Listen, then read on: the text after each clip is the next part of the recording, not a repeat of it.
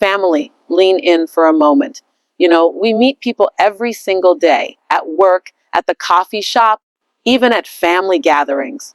And sometimes you walk away thinking, something feels off. Well, I want to give you a simple, powerful test that will help you spot a narcissist in just 5 seconds. First, I need you to imagine this. You're having a conversation and you drop in a question about how they handled a tough situation for someone else. Maybe you say, tell me about a time you had to be there for a friend in crisis. Now here's the magic. Watch their response. A person rooted in empathy will dive into the other person's pain. They'll describe the friend's struggle, the comfort they gave, and the shared emotions. But a narcissist, they'll make themselves the hero, the victim, and the center of the entire story. Second, pay attention to language. This is gold. Narcissists have a way of taking your sentence and boomeranging it right back to themselves. You talk about your vacation. Suddenly, you're listening to a 20-minute saga about theirs. You share a small win. They either one-up it or shift the spotlight back on their stage. Now, here's the third thing, the reciprocity test. This is where you express something vulnerable, your stress, your joy, your loss, and you watch. Do they lean in and acknowledge your heart? Or do they step over your words like a puddle in the street? Narcissists rarely validate your feelings. Instead, they'll pivot to theirs, almost as if yours never existed. And finally, feel their energy. A healthy person leaves you feeling seen, lighter, connected. A narcissist, you walk away feeling drained, like your emotional bank account has been robbed without permission. Their body language often screams competition rather than connection. They tilt in, not to embrace you, but to size you up. When you learn to see these signs, family, you stop walking blindly into emotional traps and you start protecting your peace. Now, we're not talking about judging people too quickly, but we are talking about recognizing the patterns that protect your heart, your time, and your energy. So, picture this. You're sitting with someone new. Maybe it's a first date. Maybe it's a potential business partner. Maybe it's your cousin's friend who just sat down across from you at a barbecue. The small talk is flowing, and you decide to drop in a question. But this is not just any question. This is a carefully crafted doorway into who they really are. You say something like, tell me about a time you had to be there for someone during a hard season in their life. Now, this is not random chit-chat. This question is like shining a flashlight into the corners of their character. Here's what's beautiful. People who are rooted in empathy, people who carry compassion like it's a part of their DNA, they'll step into that question and start painting a picture of the other person. They'll tell you about the struggle that friend went through, the tears they wiped away, the phone calls at 2 a.m., the moments they stood quietly just so the other person didn't feel alone. They will let you see how deeply they felt for someone else, how they adjusted their own needs to show up for that person. And you can feel it in their tone. It's tender, it's human, it's sincere. But watch what happens when you drop that same question in front of a narcissist. They don't even realize they've just been given a mirror, but they step right into it. The story starts with, well, first of all, let me tell you what I was going through at that time. And you'll notice something. They turn every road in that story back toward themselves. If there's a crisis, they're the one who suffered the most. If there's a hero in the tale, it's them every single time.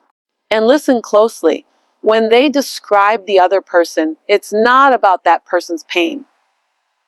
It's about how they handled it, how they rose above, how they managed to still shine even in the storm. In that moment, they reveal something powerful. This isn't about the friend in crisis. This is about the stage, the spotlight, and the applause they believe they deserve. They're not trying to connect emotionally. They're trying to be recognized, admired, validated. And if you're not paying attention, you'll miss it because it can be wrapped in charm, humor, even impressive details. But underneath it all, it's the same thing, me. And here's where the 5-second magic comes in. You don't need a whole hour to figure this out. Their first few sentences tell you everything. In less than 5 seconds after you ask, they're either leaning into your question with empathy for someone else, or they're turning the spotlight onto themselves. That's all the time it takes. Because the truth is, our instincts know when we're in the presence of someone who sees beyond themselves. And they also know when we're in the presence of someone who only sees a mirror, even when they're looking at you. The beauty of this little test is that it's non-confrontational. You're not accusing anyone. You're not even hinting that you're testing them. You're simply inviting them to share. And then you're stepping back to observe the shape of their heart by the shape of their words. And here's a little secret. When you do this enough, you start to notice something else. The speed with which they center themselves is almost involuntary. Narcissists don't stop to think, should I talk about myself right now? No, it's automatic. It's reflex. It's oxygen to them. So when you ask that question, don't just hear their answer. Feel it. Listen to where their focus goes. Notice whether the person in their story is actually the friend or just a background character in the movie of their own life. And once you see it, family, you can't unsee it. That's the power of the 5-second test now, family. Let me tell you something that will save you from years of frustration. Pay attention to the language people use because it will tell you exactly where their focus lies. Narcissists have this subtle but powerful habit. And once you learn to spot it, you'll wonder how you ever missed it. I call it the boomerang conversation. No matter where you throw the topic, it always comes right back to them. Picture this. You're catching up with someone over lunch. You lean in and share something about your life. Maybe you say, I finally took that trip I've been dreaming about for years. A healthy, grounded person will light up for you. They'll say, oh, wow, tell me all about it. What did you see? How did it feel? They'll keep the spotlight on your joy, your story, your experience, because in that moment, it's about you. But a narcissist, oh, the moment those words leave your mouth, the conversation takes a hard turn. Suddenly, it's about the trip they took, bigger, better, more exotic, more expensive. You barely get through your first sentence before you're listening to a 20-minute story about how they went backpacking through Europe or how their resort had 3 infinity pools. And it's not just about vacations. This happens everywhere. You share that you got a promotion, they tell you about the bigger one they landed years ago. You talk about running your first 5K, they'll explain how they trained for a marathon in record time. Even your hardships aren't safe. You tell them you had a stressful week, they'll tell you about the possibly harder week they had. Your moments of celebration or vulnerability become launch pads for their own spotlight. Now, here's the tricky part. You might not notice it right away because sometimes they'll start by acknowledging what you said. They might give you a quick, that's great, or I know exactly how you feel. But that little acknowledgement is just a stepping stone to get back to their favorite subject, themselves. It's like they can't stay with you for too long without redirecting the camera back onto their stage. And if you're not paying attention, you might even walk away feeling a little confused. You might think, I guess I shared something, but somehow the whole conversation became about them. That's because narcissists have mastered the art of conversational hijacking. They do it so effortlessly, so smoothly, that it feels natural until you notice the pattern. When someone is truly connected to you, they linger on your words. They ask follow-up questions. They make room for your emotions to breathe. They allow the moment to be yours without needing to compete for it. But when you're with a narcissist, the oxygen in the room shifts fast. They inhale it all, and you're left trying to catch your breath in a conversation that was supposed to be shared. And let me tell you, family, this is not just about ego, it's about attention being a resource they're addicted to. To a narcissist, attention is like food, water, air. If the spotlight isn't on them, they feel empty and they'll do whatever it takes to pull it back. They'll do it in ways that seem harmless, jokes, little one-up stories, exaggerated details, but the root is the same.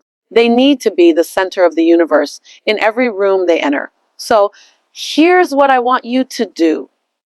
Next time you're talking to someone, notice the trajectory of the conversation. Ask yourself, does this person pass the ball back, or do they keep it for themselves every single time? Pay attention to whether they use your story as an opportunity to explore you or just as a springboard to talk about them. This one pattern will tell you more about their emotional world than any list of personality traits ever could. And when you see it, you'll know exactly who you're dealing with before they even realize they've revealed themselves.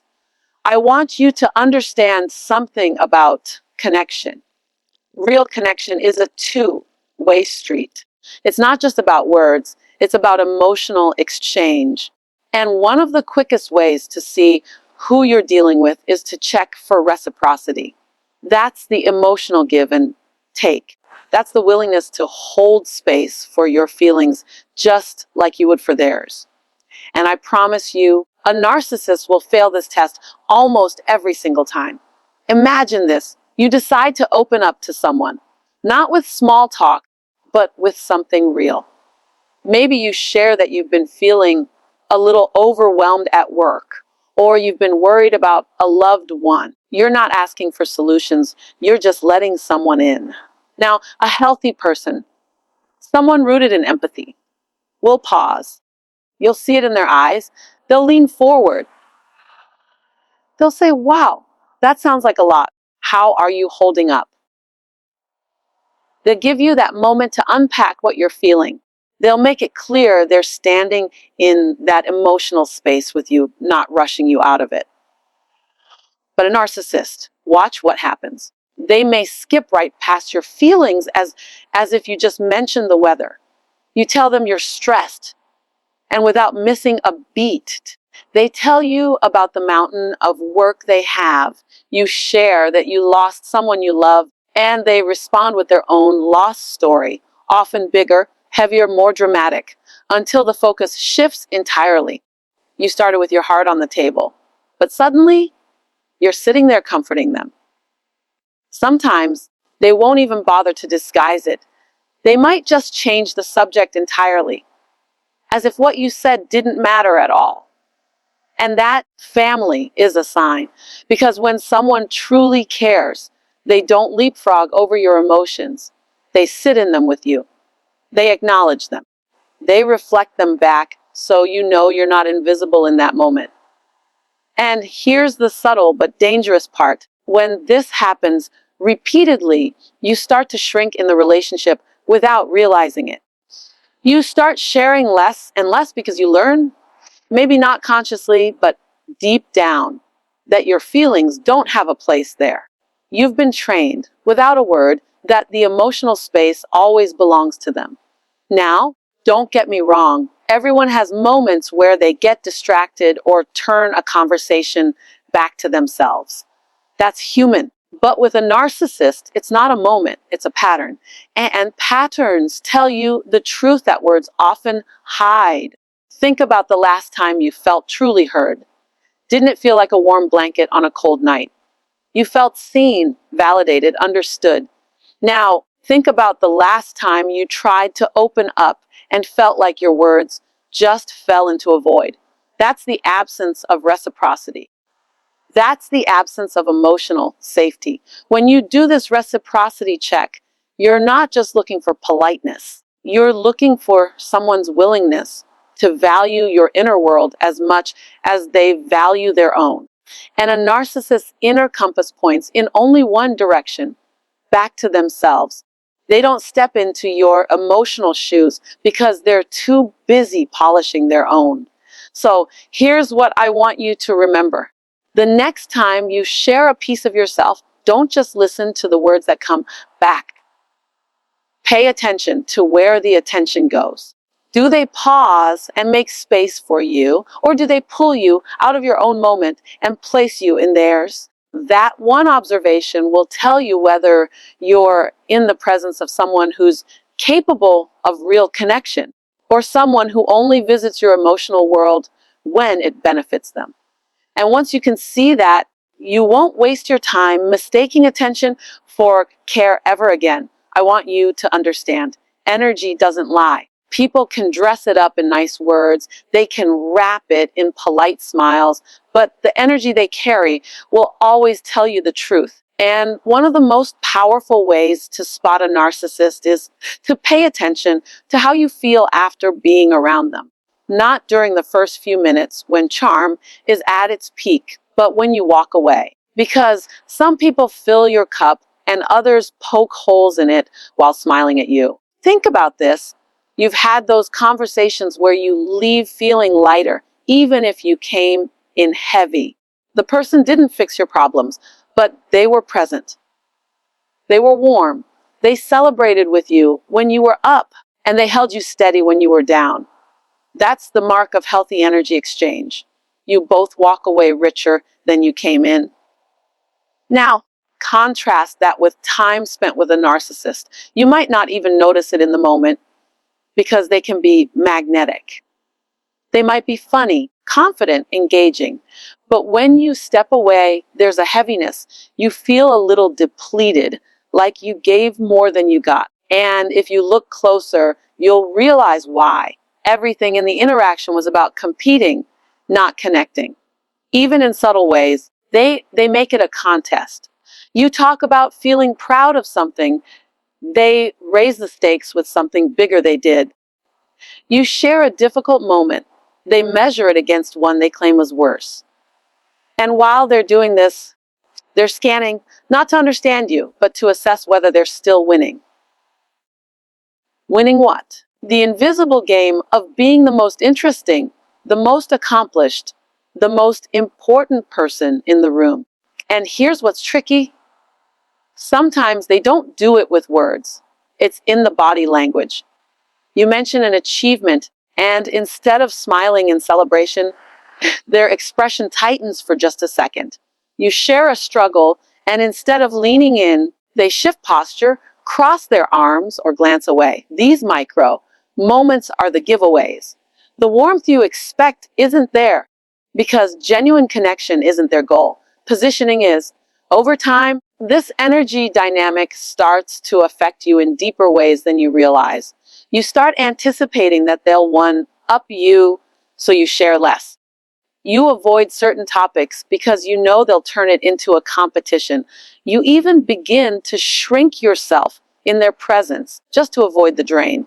And family, that's how you know you've been around a narcissist for too long. When your light feels dimmer just from being in their shadow. Healthy people don't drain you. They exchange with you. They can celebrate you without comparing. They can comfort you without making it about them. They can sit in the space of your joy or your pain without trying to rearrange the furniture to fit their own story. So start tuning in, not just to what they say, but to what your body tells you afterward. Do you feel seen, valued, and appreciated? Or do you feel like you've been in an emotional arm wrestle you didn't agree to?